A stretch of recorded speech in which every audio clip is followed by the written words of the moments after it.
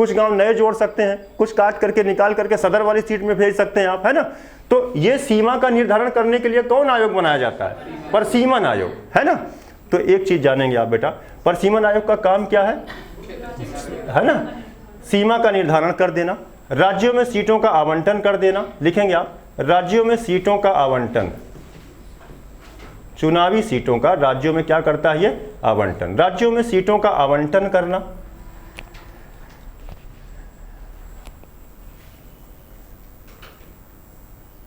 आजमगढ़ में लोकसभा की 2 सीटें हैं।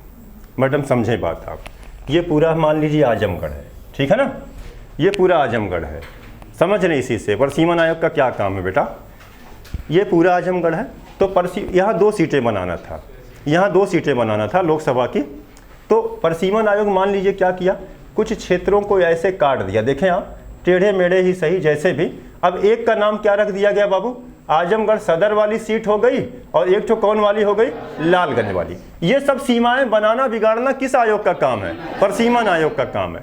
अरे हमारे ये बगल में देखें आप, बगल वाली बाजार देख लीजिए आप, गोसाई की बाजार से पहले वाला एरिया किसमें निकल गया? वो आजमगढ़ वाले, निरहुआ जी लड़ रहे थे तो वहां प्रचार करने आ गए, है ना, इतने पास में है। तो ये जो क्षेत्र, चुनावी क्षेत्र, सीटें जो बांटी जाती है मैडम, जो क्षेत्र का बंटवारा होता है कि लालगंज क्षेत्र, हई क्षेत्र, हऊ क्षेत्र, आजमगढ़ क्षेत्र, है ना, इलाहाबाद में पता चला 2 सीटें, उनका अलग अलग क्षेत्र है। ये दायरा, ये सीमा निर्धारित करने का काम किस आयोग का है बेटा? परिसीमन आयोग का है। अब तक कितनी बार परिसीमन आयोग बना? 4 बार। लिखेंगे अब तक, यही इंपॉर्टेंट है, याद करिएगा, यही याद करना है आपको, बाकी तो समझना तो समझ लिए होंगे आप, है ना। अब तक 4 बार परिसीमन आयोग का गठन किया गया। कब कब? 1952, 1962, 1972, 2002। चलें अब लिखिए फटाक से, 1952, 62, 72, 2002। कितनी बार परिसीमन आयोग का गठन किया गया? 4 बार। पहली बार परिसीमन आयोग का गठन कब किया गया था? 1952। अंतिम बार कब किया गया? 2002। मैडम देखिए, आराम से लिखिए, हम बोल रहे हैं। परिसीमन आयोग का गठन अब तक कितनी बार किया गया है? 4 बार। तो एक सवाल यही आ गया, इंपॉर्टेंट है, कि अब तक भारत में कितनी बार परिसीमन आयोग का गठन हुआ? 4 बार। दूसरा सवाल, पहली बार परिसीमन आयोग का गठन कब हुआ था बेटा? 1952 में, ठीक है। अंतिम बार कब हुआ है? 2002 में। अंतिम बार परिसीमन आयोग का गठन कब हुआ? 2002 में। परिसीमन आयोग क्या काम करता है बेटा? चुनावी क्षेत्रों का सीमा का, परिसीमा का निर्धारण कर देता है ना। कौन सी लोकसभा क्षेत्र कहाँ तक उसकी सीमा होगी, उसका क्षेत्र, उसका दायरा कहाँ तक होगा, ये सब काटना पीटना बांटना काम किसका है? परिसीमन आयोग का, है ना। तो एक चीज जाने, और परिसीमन आयोग का अध्यक्ष कौन होगा? सुप्रीम कोर्ट का कोई पूर्व न्यायाधीश होगा। परिसीमन आयोग जो काम करके जाएगा उसके खिलाफ क्या न्यायालय में आप अपील कर सकते हैं? नहीं कर सकते, है ना बेटा। अब तक कै बार परिसीमन आयोग बना? 4 बार। पहली बार कब बना? 52। फिर 10 साल के बाद, फिर 10 साल के बाद में गैप हो गया। यही कहा गया था कि 10 साल पर एक बार परिसीमन आयोग बनाया जाएगा। शुरू में 10 साल पर बना, बाद में देखें थोड़ा सा विलम्ब भी है ना, ये मिल रहा है। अच्छा बेटा, ये हो गया आपका परिसीमन आयोग, खत्म हो गया ये, है ना। और लोकसभा के सत्र बताए थे आप कि लोकसभा के संविधान में लिखा है कम से कम कै सत्र? 2 सत्र। और 2 सत्र के बीच इस प्रकार आप सत्र करवाइएगा कि 6 माह से ज़्यादा का अंतर ना हो, है ना, 6 माह से ज़्यादा का अंतर ना हो। और हमारे यहाँ कै सत्र चल रहे हैं? 3 सत्र। कौन कौन सा सत्र है? बजट सत्र, मानसून सत्र और शीतकालीन सत्र। सबसे लंबा सत्र कौन चल रहा है? चलें छोड़ दें, आप इसको हटा दें। अच्छा एक चीज़ और बता दें, अगर लोकसभा से आप सांसद हैं, मान ही लीजिए आप लोग सांसद, हम मान लीजिए लोकसभा के अध्यक्ष हैं। अगर हम लोकसभा के अध्यक्ष हैं तो हम कौन है अभी वर्तमान में? ओम बिरला है, लेकिन हम हैं नहीं ओम बिरला, है ना। अब जरा देखें, अगर आप लोगों को त्याग पत्र देना हो तो किसे देंगे? लोकसभा के अध्यक्ष को। लोकसभा सदस्य है ना आप, तो आप किसे त्याग पत्र देंगे? लोकसभा के अध्यक्ष को। शपथ कौन दिलाएगा आपको? राष्ट्रपति। राष्ट्रपति का मैंने बताया कि राष्ट्रपति इसके लिए एक आदमी को नियुक्त करके चला जाएगा। कौन है वो? Pro tem speaker. अभी जो लोकसभा हमारी चल रही 5 साल के लिए, लोकसभा कार्यकाल 5 साल होता है ना, लिखे हैं आप। तो एक चीज़ बताएंगे, अभी एक नोट डालकर थोड़ा छूट गया, उसको करवाते बेटा, है ना। तो लोकसभा का कार्यकाल कितना होता है बेटा? 5 साल। कब से 5 साल? पहली बैठक से 5 साल। और लोकसभा के सदस्य का भी यही कार्यकाल होता है, इसको भी याद रखेंगे आप, है ना। शपथ कौन दिलाया? त्याग पत्र किसे देंगे? त्याग पत्र किसे देंगे? लोकसभा की। अच्छा बेटा, चुनाव लड़ने के लिए योग्यता कितने वर्ष के कम से कम हो? 25। भारत के नागरिक हों, अच्छा, निर्योग्यता के लिए एक अधिनियम आया था, जनप्रतिनिधि अधिनियम। जनप्रतिनिधि अधिनियम किस साल आया था? सूचना का अधिकार अधिनियम कब आया था? वन संरक्षण का अधिनियम कब आया था? बाल विवाह निषेध अधिनियम कब आया था? बताएं, बाल विवाह निषेध अधिनियम कब आया था? 2006 कि 1961? 1961। और दहेज निवारण अधिनियम, दहेज निवारण अधिनियम, वन्य जीव दहेज वाला 1961 है ना? तो सारे एक्ट याद करें आप, जो लड़के दरोगा का पेपर जिनको देना है सब एक्ट याद करके बैठिए आप। SC ST एक्ट कब आया था? 1989 में, है ना? वन संरक्षण अधिनियम कब आया था?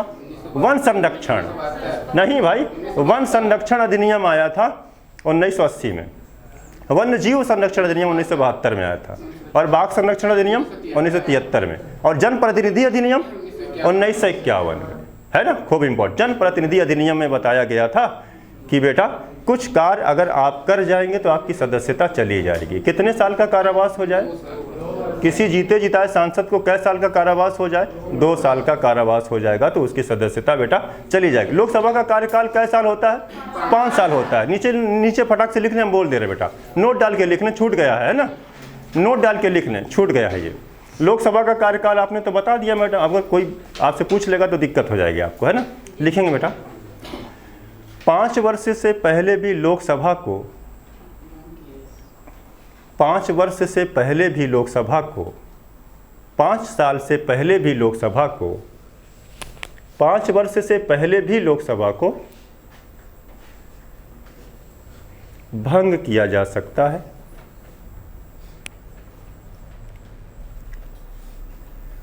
5 वर्ष से पहले क्या 5 साल से पहले लोकसभा को भंग ही नहीं किया जा सकता? किया जा सकता, कंडीशन है ना ये। लिखेंगे, ऐसा राष्ट्रपति प्रधानमंत्री तथा मंत्री परिषद की सलाह पर करता है। ऐसा प्रधानमंत्री मंत्री परिषद की सिफारिश पर करता है। अच्छा, समय से पहले भंग करने का खाली अधिकार पूछेगा किसका, तब क्या कहेंगे? राष्ट्रपति को। क्या राष्ट्रपति अपनी मर्जी से भंग कर सकता? नहीं कर सकता। अब एक कंडीशन बेटा और आती है, समय से पहले लोकसभा भंग हो सकती है ना, 5 साल के बाद तो लोकसभा नहीं चलेगी, स्वतः भंग हो जाती है, लेकिन कुछ कंडीशन है, 5 साल से ज़्यादा भी चल जाएगी। लिखेंगे बेटा, अगली लाइन में लिखिएगा, अगली लाइन में लिखिएगा, अंतिम लाइन हो जाएगी बेटा। लिखेंगे आप, लिखेंगे, आपातकालीन परिस्थितियों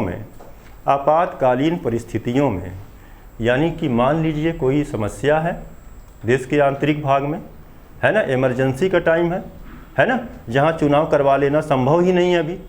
आपातकालीन परिस्थितियों में लोकसभा के कार्यकाल को एक बार में 1 वर्ष के लिए बढ़ाया जा सकता है। अंडरलाइन करें और सब पूरा अंडरलाइन किया करें, जितनी इंपॉर्टेंट बातें हो ना, बार बार इंपॉर्टेंट ना लिखा करें आप, खाली अंडरलाइन किया करें, समझें? एक बार में 1 वर्ष के लिए बढ़ाया जा सकता है,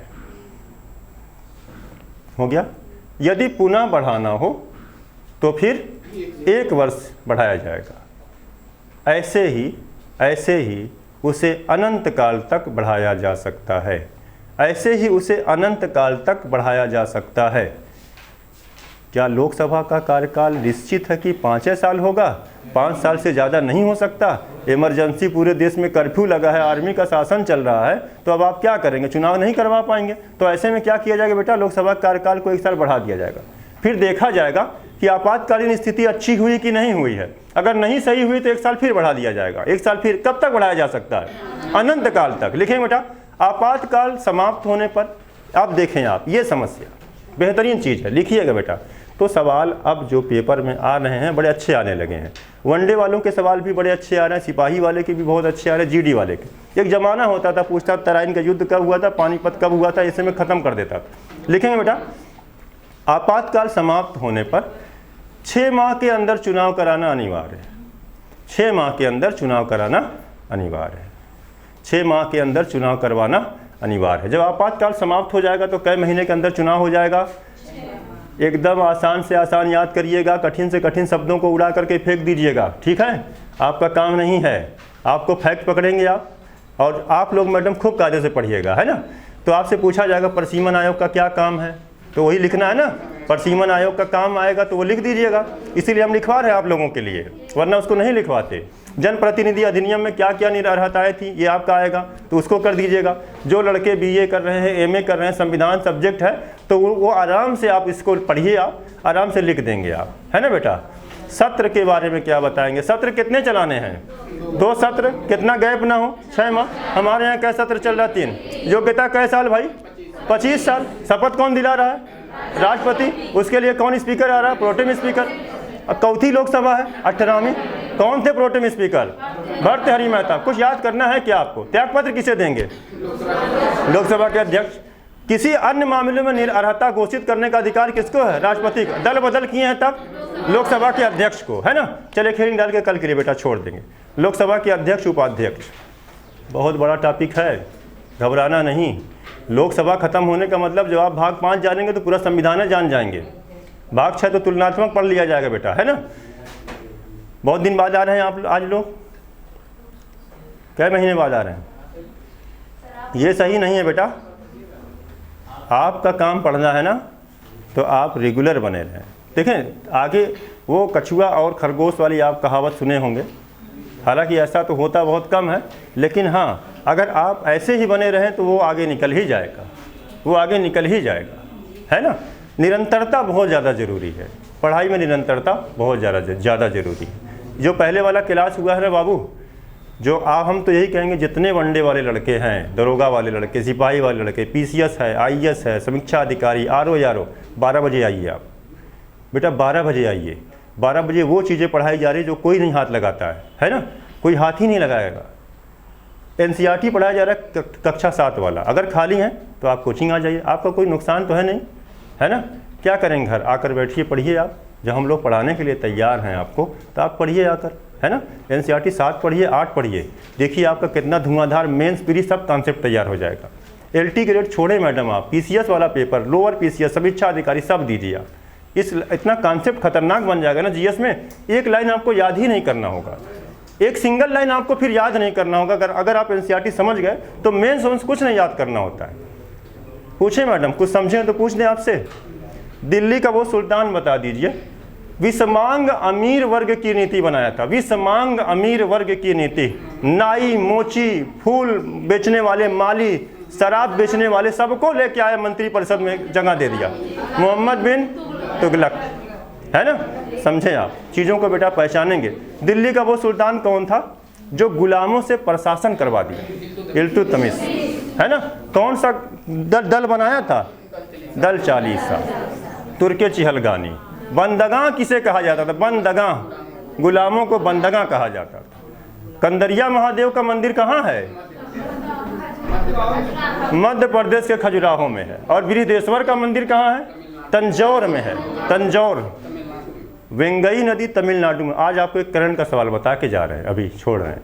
तमिलनाडु आज का करंट है कि तमिलनाडु में एक नदी बहती है, वेंगई नदी।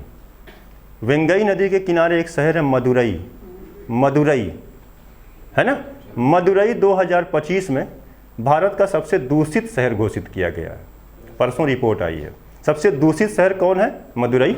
और सबसे स्वच्छ शहर एक बार फिर बना है इंदौर। इंदौर इस बार एक में और नंबर 1 आ गया।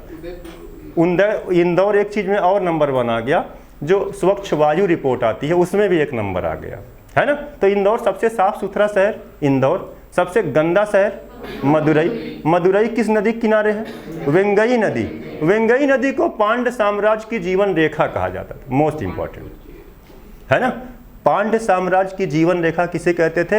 वेंगई नदी को, है ना। आप चलते चलते आप लोगों से एक सवाल पूछ रहे हैं, कल आएंगे तो कल आप हमको उस सवाल का जवाब दे देंगे, ठीक है बेटा। चलें, अगर लोकसभा का अध्यक्ष ना हो और उपाध्यक्ष भी ना हो तब लोकसभा की अध्यक्षता कौन करेगा? ठीक है ना, ये बताना है आप लोगों को। कल बताइएगा, हम जा रहे हैं, ठीक बेटा, ठीक, कल पढ़ाएंगे। लोकसभा का अध्यक्ष भी ना हो, लोकसभा का उपाध्यक्ष भी ना हो, तब यहाँ अध्यक्षता